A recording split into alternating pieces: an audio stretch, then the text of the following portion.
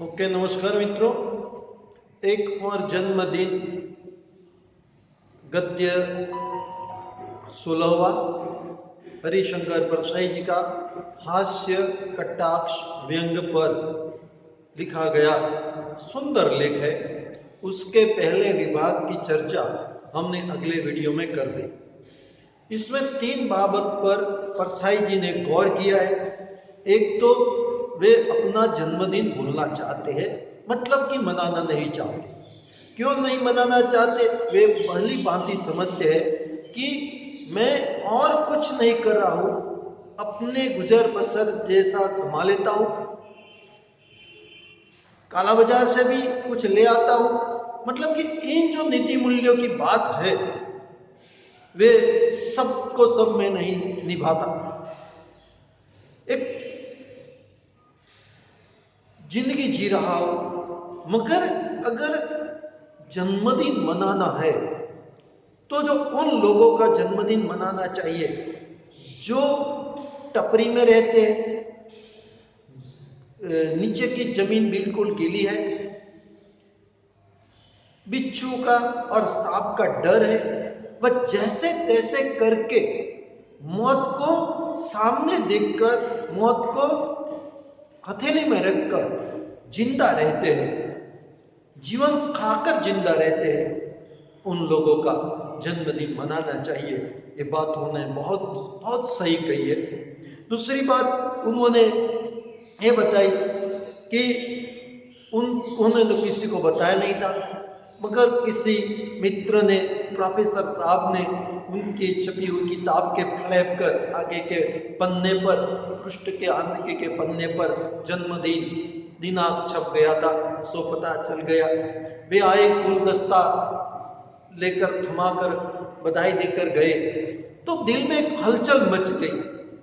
जैसे ही दरवाजा कोई खिटखिटाता तो अच्छा लगता कि शायद कोई बधाई देने के लिए आया है, और लेखक का बाल बार वहां जाना पड़ता। एक बार तो कुत्ते ने दरवाजा खिटखिटाया, लेखक को लगा कि काफी लोग जो ऐसी दुआएं करते हैं अंदर कि वह साला 1 साल और जी गया, और बधाई देते हैं, खुशनुमा रहते हैं, गुलदस्ता देते हैं, इससे तो ये कुत्ता अच्छा। तो ये बात उन्होंने बताई। तीसरी बात उन्होंने अप्रैल महीने की, 1 अप्रैल की बात बताई, जो अप्रैल फूल कहा जाता है। उस दिन उसी मित्र का उसी दिन 1 अप्रैल को ही जन्मदिन था। अखबार में छपाया, कार्ड भी बांटे, मगर कोई नहीं मानने के लिए तैयार था, क्योंकि अप्रैल फूल जो भी कुछ बात बताए वह लोग ऐसा ही मानते हैं, मजाक में कही गई है, मुफ्त में कही गई है, गलत कही गई है, तो इस बात को कोई मानने के लिए तैयार नहीं था। ये 3 बातें हमने पहले वीडियो के अंदर अच्छी तरह पढ़ी। मित्रों, मैंने आगे भी कहा था कि एक बार उसको किताब के साथ पढ़ लेने का, और आज फिर वही दूसरा विभाग हम पढ़ने के लिए जा रहे हैं तो भी यही बात बता रहा हूँ कि किताब लेकर बैठना, ये पूरे वीडियो को देखते रहने का। मैं अंदर जो भी कुछ पॉइंट्स आते हैं वे सब भी प्रदर्शित किए हैं, बताए गए हैं, उसको भी पढ़ते रहने का, और पढ़ते रहेंगे तो काफी आपको समझ मिल सकती है मित्रों। तो हम पढ़ते हैं आगे, पेज नंबर 87, और एक नेता 29 फरवरी को पैदा हुए, इससे वह पैराग्राफ परिचित पढ़ते हैं। एक नेता 29 फरवरी को पैदा हो गए। उनका जन्मदिन 4 साल में एक बार आता है। वह हर साल 28 फरवरी को उदास रहते हैं, हाय हाय करते हैं। क्या दुर्भाग्य है, एक दिन पहले पैदा हो जाता या एक दिन बाद, लोग हर साल वर्षगांठ मनाते हैं और मैं देखता रह जाता हूं। देखो मित्रों, ये हास्य व्यंग कटाक्ष, तो ये सीधे सीधे कोई संदेश नहीं देते। हास्य के जरिए, कटाक्ष के जरिए, व्यंग के जरिए लेखक ये हमें कुछ एक प्रकार के सीख देते हैं कि एक नेता का जन्म 29 फरवरी को हो गया। हम जानते हैं कि 3 साल 28 जनवरी को ही फरवरी माह पूरा हो जाता है। 1 साल, चौथे साल 29 फरवरी आता है। मतलब कि 3 साल 28 दिन का फरवरी महीना रहता है, 29 तारीख 30 तारीख नहीं रहती। और 1 साल ऐसी होती है कि जो लीप वर्ष हम उसे कहते हैं, तो ये चौथे साल आता है 29 फरवरी। तो एक नेता का जन्म 29 फरवरी को हो गया। हर 28 तारीख को वह उदास हो जाते, हाय हाय करते, अपने दुर्भाग्य को कोसते कि हर लोग हर साल अपना अपना जन्मदिन मनाते हैं और मुझे 4 वर्ष में एक ही बार जन्मदिन मनाने को मिलता है और 4 साल में एक ही बार मेरा जन्मदिन आता है, जन्मदिन मनाना नहीं मिलता, इसीलिए वह हाय हाय करते हैं, अपने दुर्भाग्य को कोसते रहते हैं। तो ऐसे नेता के बारे में भी कहते हैं, क्यों कटाक्ष में कहते हैं कि जन्म ये हमारी कोई बस नहीं चलती, ऊपर वाले की बात बस की बात है, जब भी जन्म हो वह श्रेष्ठ फल है, मगर उसको वह अपना कोसते रहते हैं, दुर्भाग्य मानते हैं। तो ये इससे भी हमें एक प्रकार का संदेश देते रहते हैं और व्यंग बता रहे कि लेखक कैसे अपने जन्मदिन के अगले दिन भी उदास हो जाते हैं, सोचते रहते हैं कि एक दिन आगे जन्म होता तो क्या होता, अरे एक दिन बाद में जन्म होता तो क्या होता।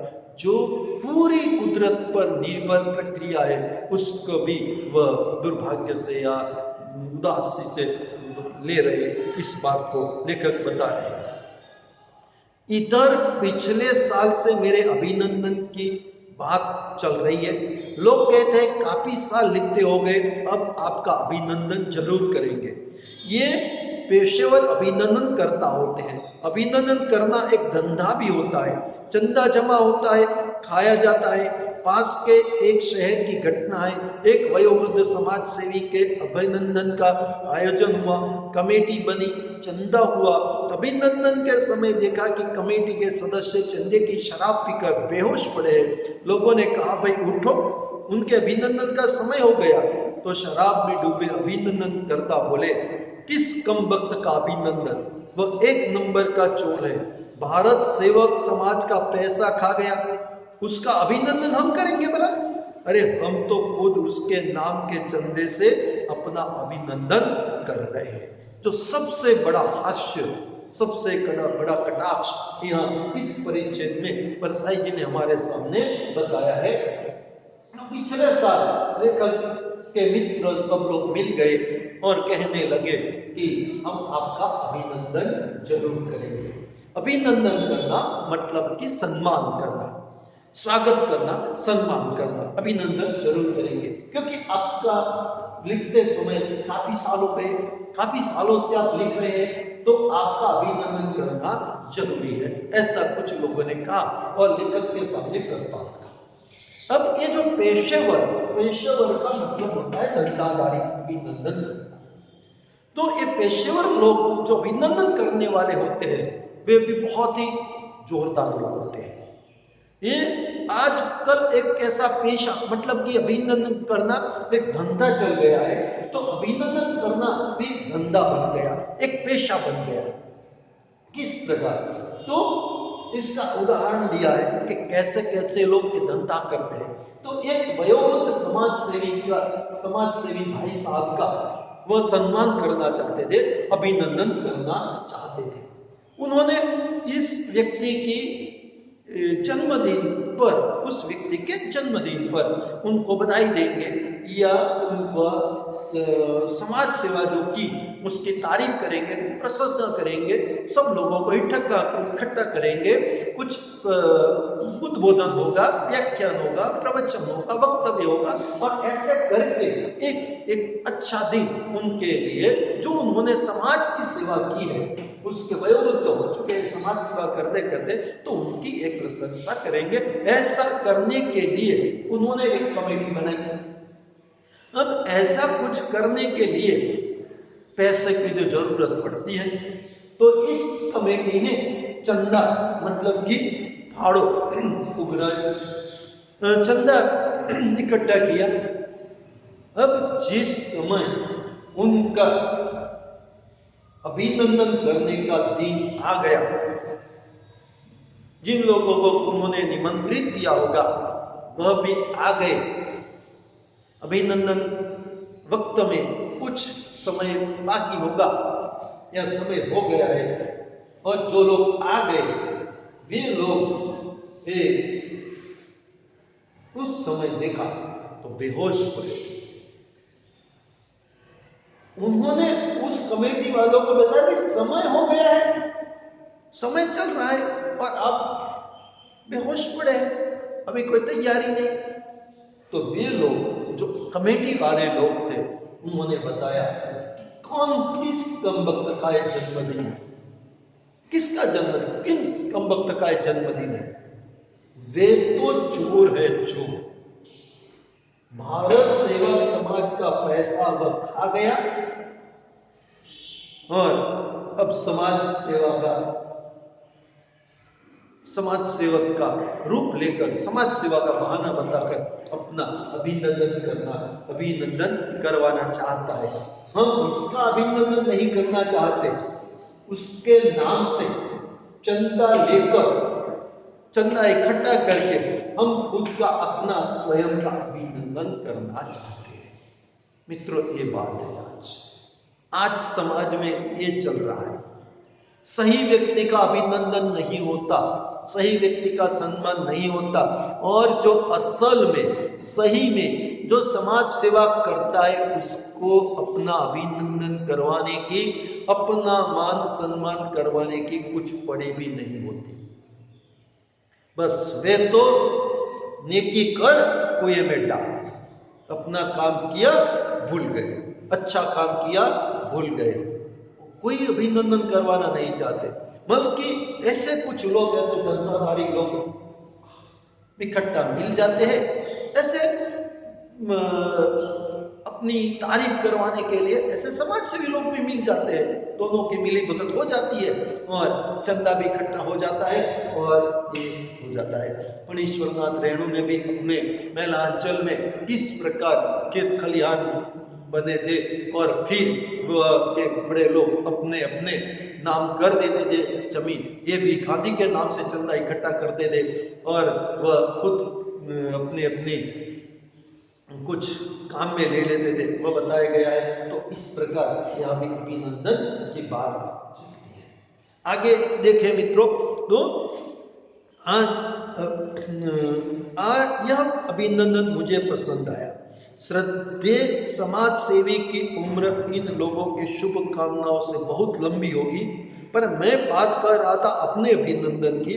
अभिनंदन के उत्साहियों से मैंने पूछा, सिर्फ अभिनंदन पत्र और प्रशंसा दोगे या और कुछ? तो लेखक के पास ये जो लोग अभिनंदन करवाने के लिए आए थे लोग, जो काफी साल से वह लिखते रहते थे, लेखक को कहे कि आप काफी समय से लिख रहे हैं, तो आप हम हमारा अभिनंदन करवा चाहते हैं। ये लोग के जब लेखक के पास आए तो लेखक ने मुझसे पूछा कि क्या आप हमारा अभिनंदन ही करवा चाहते हैं, प्रशंसा ही करवाना चाहते हैं, या और कुछ करवाना चाहते हैं? तो अभिनंदन ही करवाएंगे या और कुछ देंगे? क्योंकि इस प्रकार कुछ प्रकार की बातें होती रहती है। अब उत्साही लोग होते हैं तो उत्साह में करते रहते हैं, मगर और कुछ देंगे, सिर्फ अभिनंदन ही, प्रशंसा और कुछ देंगे?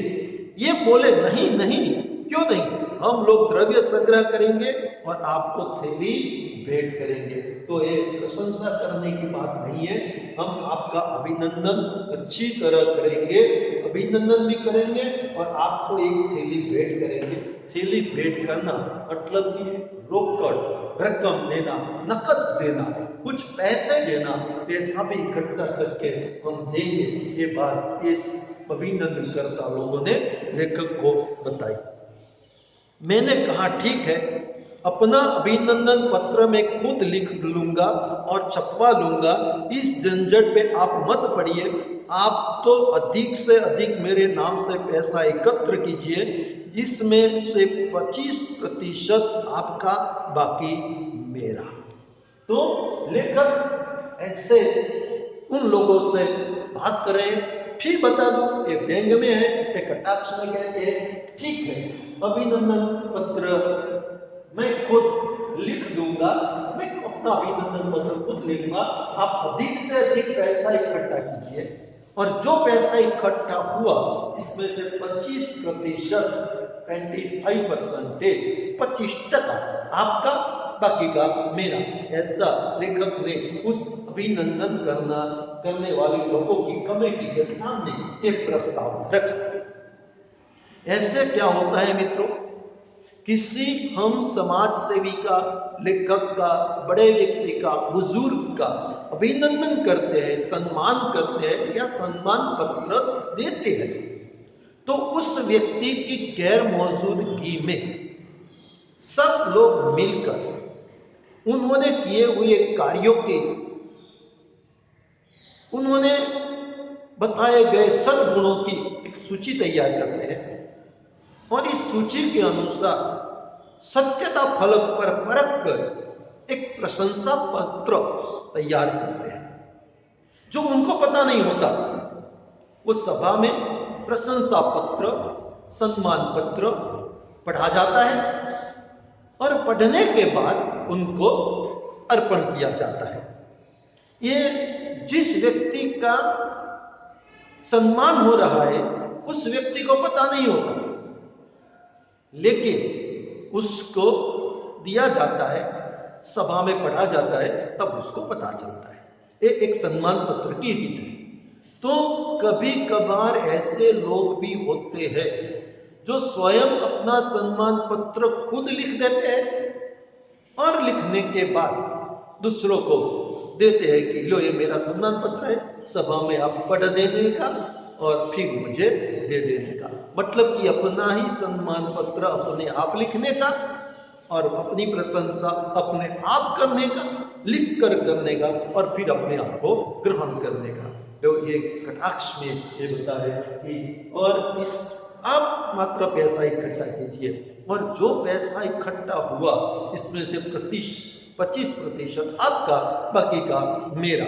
तो इसका एक व्यवसाय बन गया, एक धंधा बन गया। मेरे नाम से पैसा इकट्ठे कीजिए, आप कुछ मेहनत करते हैं तो आपको मैं 25% कमीशन के तौर पर या मेहनत के तौर पर दे देता हूँ। बाकी का मान लो कि 1 लाख रुपये इकट्ठा हुआ तो 25,000 आपका, 75,000 मेरा। ऐसा करके ये लोग सम्मान पत्र बनाते हैं और सम्मान भी करवाते हैं। तो ये बात है। वे लोग परेशान हो गए, कहने लगे आप कैसे बात करते हैं, हम आपका अभिनंदन करना चाहते हैं और आप हमारा ही अपमान कर रहे हैं, हम क्या पैसा खा जाएंगे। तो ये जब बात हुई तो वे लोग परेशान हो गए। हम कहते आप क्या हमारा अपमान करना चाहते हैं, क्या हम पैसा खा जाएंगे। और ऐसी बात उन्होंने कही कि हम आपका अभिनंदन करना चाहते हैं, आप हमारा अनुमान करना चाहते हैं, हम आपका पैसा खाना नहीं चाहते, क्या हम आपका पैसा खा जाएंगे।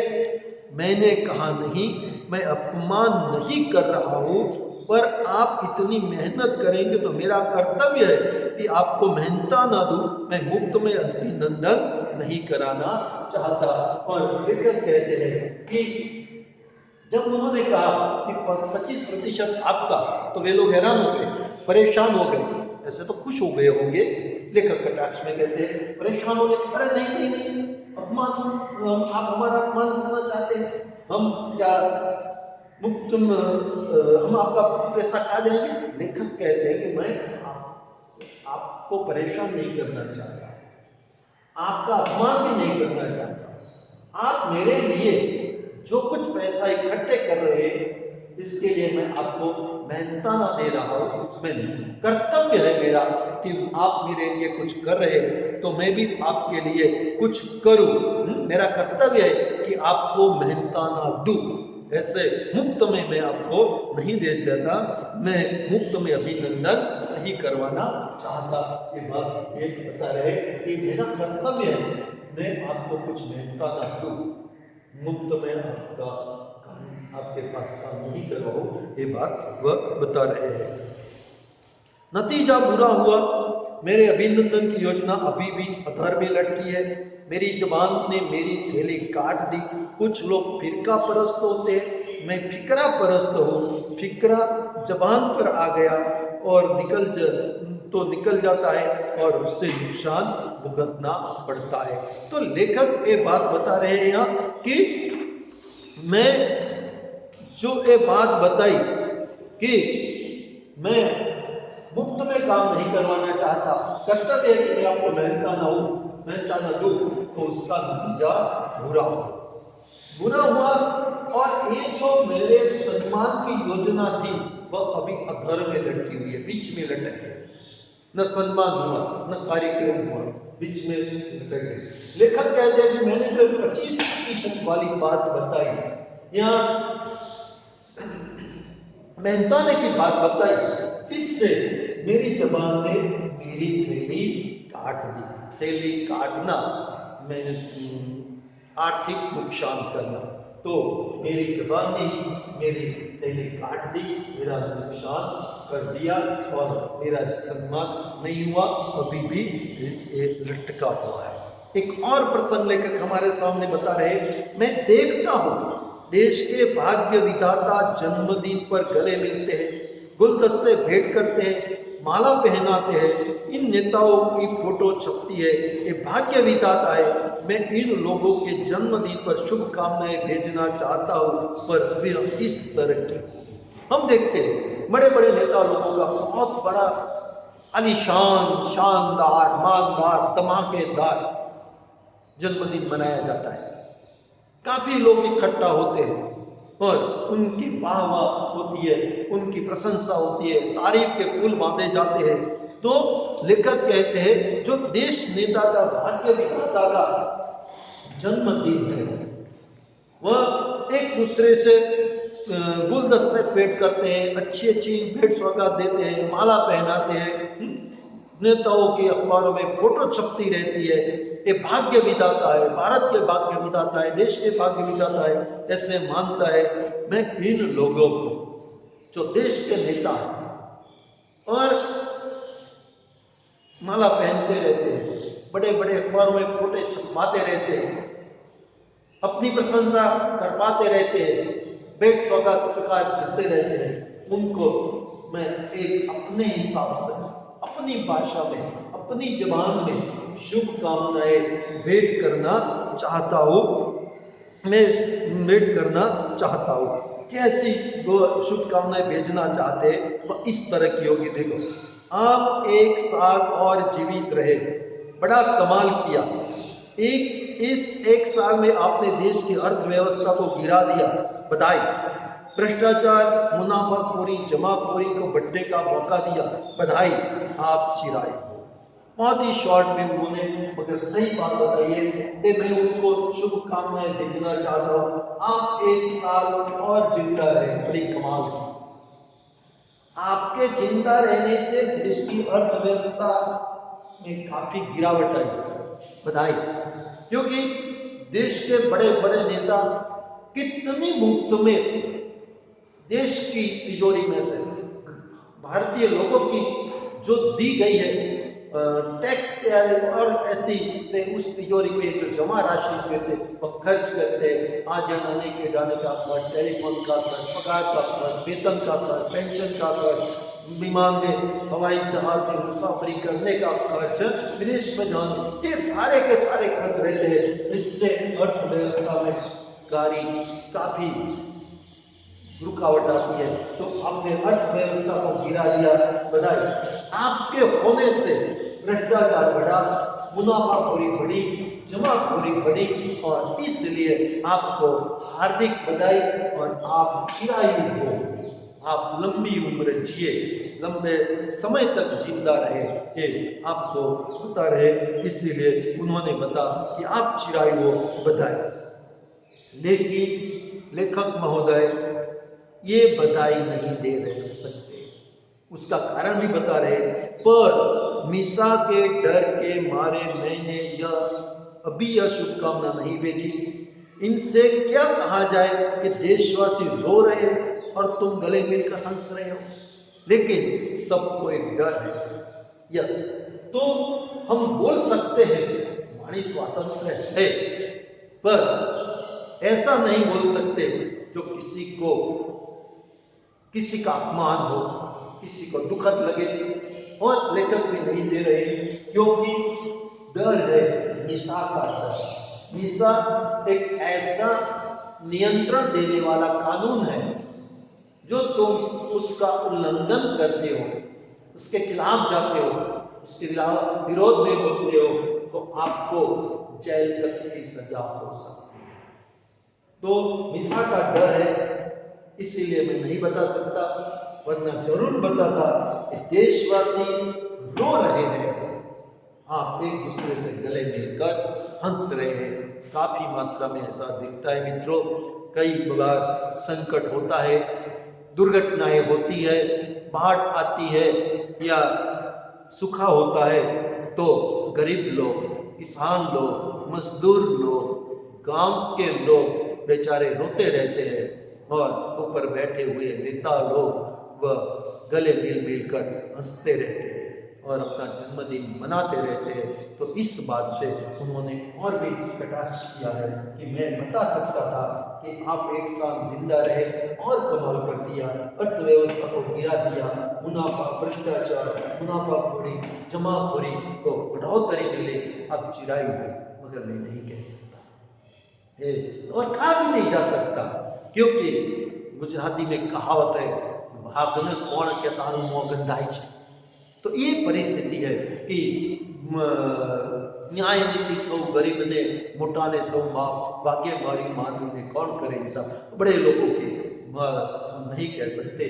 तो ये बात यहाँ बता रहे, अंतिम परिच्छेद में वह अपनी बात बता रहे, पर अब मुझे अपना भी ख्याल करना चाहिए।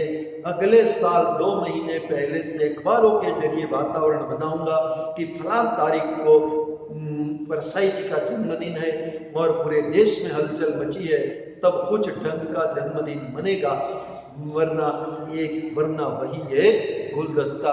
फिर अपनी बात पर ले आते हैं और एक टैक्स में कहते हैं कि मुझे भी अपना ख्याल रखना चाहिए।